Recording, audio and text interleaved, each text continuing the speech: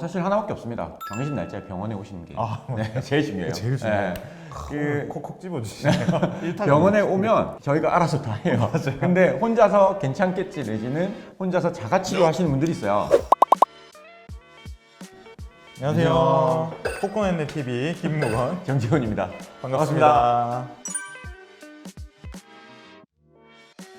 코수술만큼 중요한 게 이제 코수술 후 관리인데, 특히 이제 성형을 하시는 분들은 약간 이제 내가 아름다움을 위해서 이 정도 고통을 감수한다 생각하고 하신 분들이 많거든요. 그래서 대부분은 주의사항들을 잘 지켜주세요. 근데 주의사항을 안 지키게 되면 이제 정말 코 모양이 삐뚤어지거나 기능적으로 문제가 생기거나 영구적인 문제를 발생시킬 수가 있거든요. 그래서 엄청 주의사항은 잘 지켜주셔야 됩니다. 저는 뭐 당연한 얘기지만 가장 중요한 거는 수술하고 나서 코 다치면 안 되죠. 저는 그거를 제일 중점적으로 봅니다. 다른 원장님들이 보통 이제 일주일 뒤에 부목을 떼라고 말씀을 하시는데, 저는 떼고 나서도 본인의 맞춤형으로 되어 있는 모양의 부목을 드리거든요. 그냥 낮에는 본인이 조심하고 저녁에는 계속 부목을 붙여가지고 조금이라도 주무시다가 어디 부딪힐 만한 가능성도 좀 줄여주는 게 가장 중요하거든요. 그래서 외상을 일단 주의하셔야 돼요. 저도 비슷한 맥락인데, 수술하면 기본적으로 붓기가 있을 수밖에 없어요.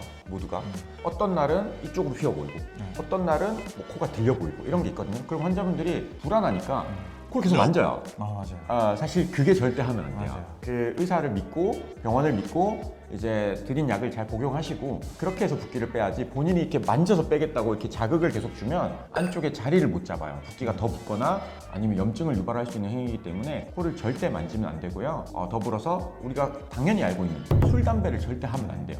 언제까지? 술 한 달, 담배 2달, 저는 이렇게 너무 가혹하지 않나요? 네.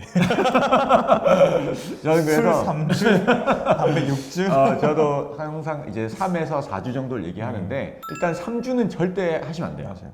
특히나 재수술 환자분들 절대 하시면 안 돼요. 담배는 이제 혈관에 들어가는 산소 공급을 저해하기 때문에 한 계피 정도는 괜찮겠지라고 하는 그 한 계피가 엄청난 큰 차이를 나중에 좌지우지합니다. 그래서 담배는 절대 하시면 안 되고요. 붓기 빨리 빼려면 술 절대 먹으면 안 돼요. 다 모든 맥락이 보면 첫 번째는 코를 건드린다, 외상이다, 뭐 이런 거는 다 똑같은 거예요. 그래서 내가 수술을 해놨는데 건드리면 안 되고요. 건드려야 되는 상황이 오면 저희가 건드리거나 아니면은 충분히 붓기가 이제는 건드려도 됩니다 하는 타이밍이 오면 그때부터 셀프로 몰딩을 하는 방법을 저희가 조금씩 알려드리거든요. 그때까지는 절대 건드리면 안 돼요. 항상 제가 말씀드린 건데, 안경, 결국에는 내가 이 코 예쁘게 만들어 놨는데 안경이 이런 이제 뭐라고 하죠? 요 부분을 날개? 콧대 받침대라고 해야 되나요? 이 받침대가 여기를 눌리잖아요. 그렇기 때문에 안경도 4주 정도는 착용을 하시면 안 됩니다. 그래서 요즘에 성형 안경 이런 거 나오거든요. 그래서 요 밑에 콧대 요 밑에 받치는 안경이라든지, 정 나는 아무것도 못 하겠다 이러면 렌즈도 못 끼겠고 그 안경도 내가 한 번 쓸 건데 도저히 못 사겠다 하면 부모기에 대한 안경 쓰셔야 되는데, 그것도 저는 올바르다고 생각하지는 않습니다. 최후의 수단이라고 봐야 되고요.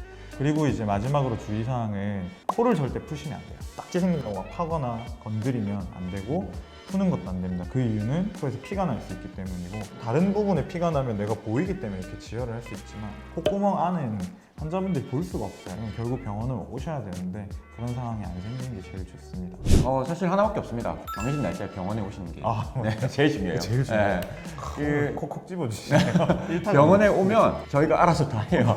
근데 혼자서 괜찮겠지 내지는 혼자서 자가치료 하시는 분들이 있어요. 그리고 수술한 병원을 가셔야 되는데, 수술하고 근처에 있는 병원을 아무데나 가시면 관리를 잘 못 받으실 수가 있어요. 그 원장님들은 수술을 해주신 분이 아니기 때문에 안쪽에 있는 구조나 상황을 잘 모르실 수밖에 없고, 그러면 치료를 확실하게 못 해주실 수밖에 없거든요.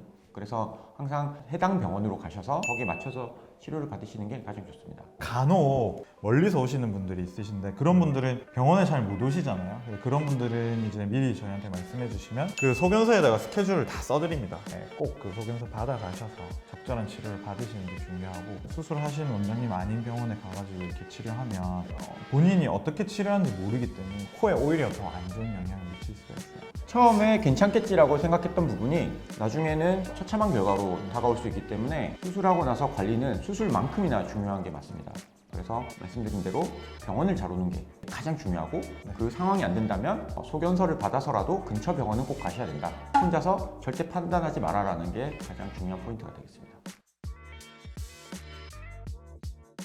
집에서 제일 할 수 있는 것들 중에 하나는 3, 4일 정도는 아이스팩을 해서 붓기를 좀 빼주시고 실밥이 있는 부분이 있거든요. 우리가 다른 상처들은 실밥이 있으면 거기를 덮어두잖아요. 근데 코는 덮어둘 수가 없어요. 그래서 수시로 거기가 마르지 않고 촉촉하게 유지가 되도록 연고를 잘 발라주셔야 되고, 그리고 기능 수술을 하신 분들은 코 세척을, 코 안의 상태를 이제 건조하지 않게 유지하셔야 회복에 도움이 됩니다.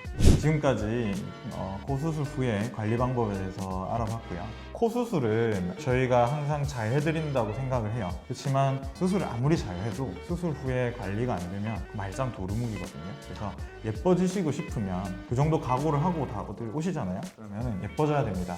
예뻐지기 위해서는 지킬 거 지키고 관리 잘 하셔서 예쁜 코 만들어서 즐거운 삶을 사시길 바랍니다. 지금까지 코코넷넷TV 김무건 정재현이었습니다.